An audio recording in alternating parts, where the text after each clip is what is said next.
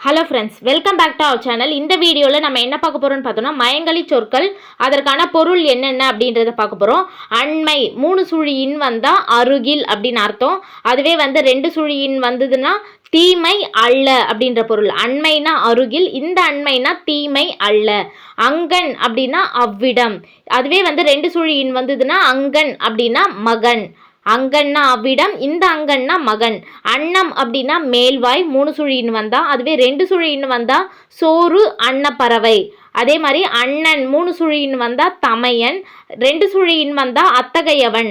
அடுத்து அவன் அப்படின்னா அவ்வாறு. 3 சுழியின் அவன் வந்ததுன்னா அவ்வாறு. அதுவே 2 சுழியின் வந்ததுன்னா சேமை சுட்டு ஆண்மகன். 3 சுழினா ஆனகம் வந்தா சுரை.